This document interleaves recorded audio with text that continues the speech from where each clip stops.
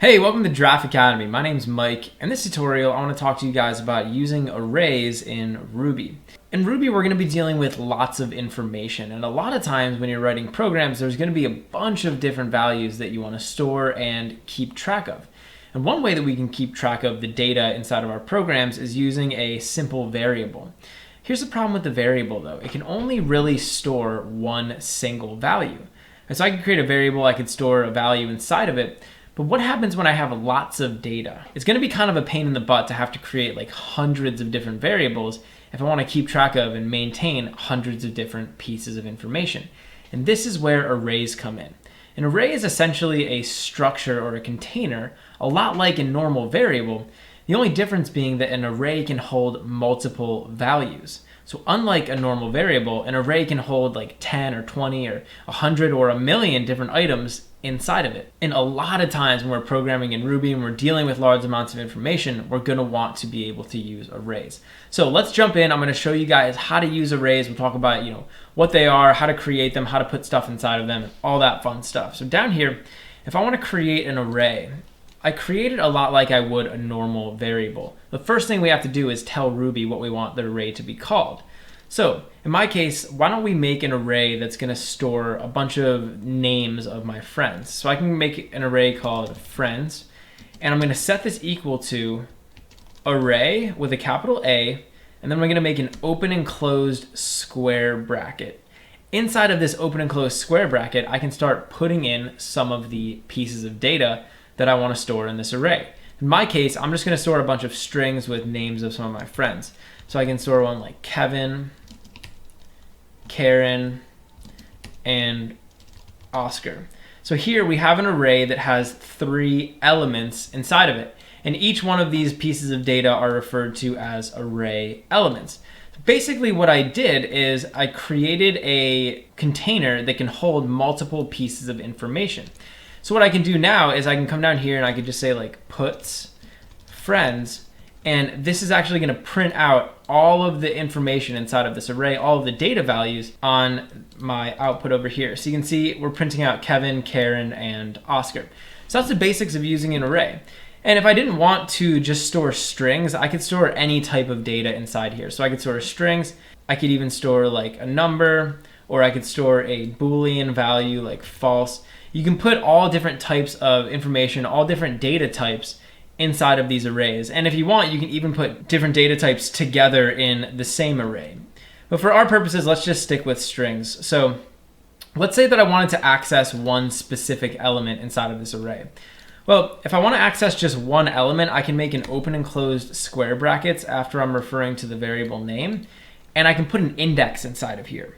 So let's say that I wanted to grab Kevin. Let's say I wanted to grab this first string inside of my array. I can put a 0 inside of here. And 0 refers to the index of this Kevin value.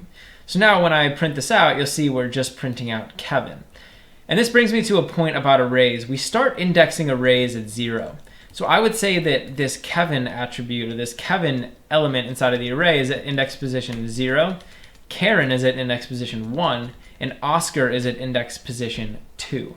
So the first element is always at index position 0, and then you just basically count up from there.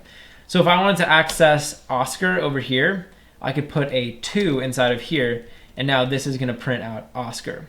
Another thing I can do is I can access array elements from the back of the array. So for example, another way I could access Oscar would be by putting a -1 in here. Basically what this is going to do is it's going to grab the item in the array, but it'll start counting from the back. So it'll basically like this would be -1 Oscar, this would be -2, and this would be -3. So if I said -2 in here, now we're going to be grabbing Karen and printing that out. So that's 2 different ways that we can access elements inside the array. I could also grab a range of elements. So for example, let's say I only wanted to grab the first 2 elements inside this array and I didn't want to grab the third one. I could say 0 and then I could say 2. And basically what this is going to do is it's going to grab index position 0 all the way up to, but not including index position 2. So it's going to grab 0 and 1 and it's going to stop at 2. So we're not going to grab 2. So now we're just going to get Kevin and Karen.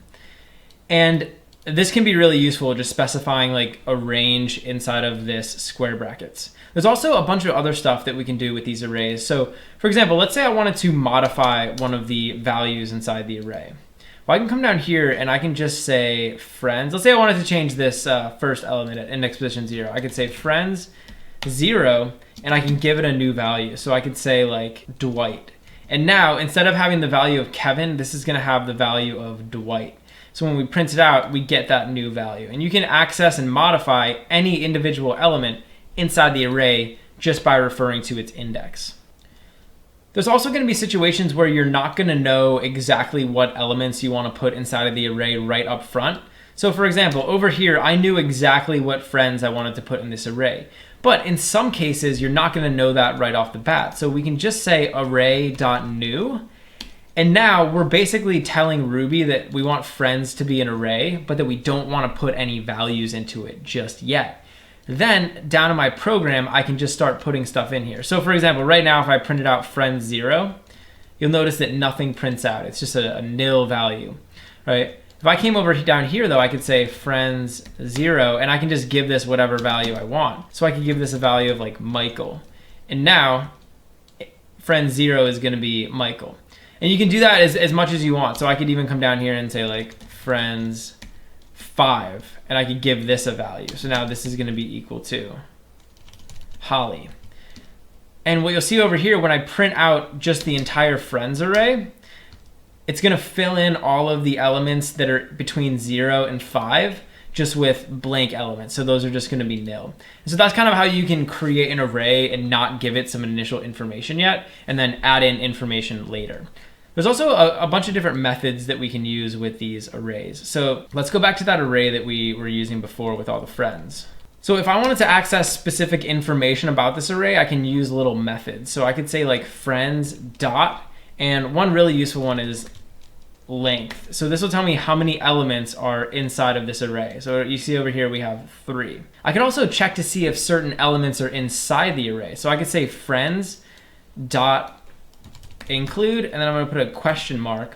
And over here, I can type in an element that I would want to check to see if it's in the array. So I could say like Karen. And now this should give us a true value because Karen is inside of the array. If I put like Karens though, so I changed it, now this is going to give a false value because that's not in the array. You can also modify the order of the array. So I could say like friends.reverse, and this will reverse all the elements. So now it's going to be Oscar, Karen, and then Kevin, as you can see over here.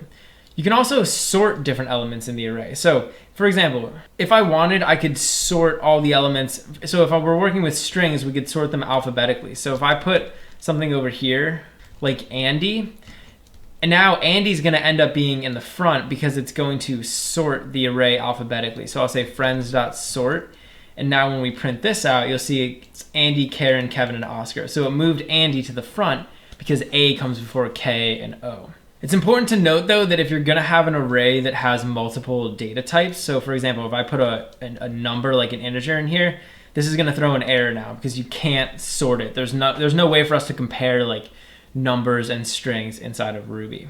So that's the basics of working with arrays, and arrays are super useful. There's gonna be tons of situations where we're gonna wanna store large amounts of information in a single container, and arrays are great at doing that.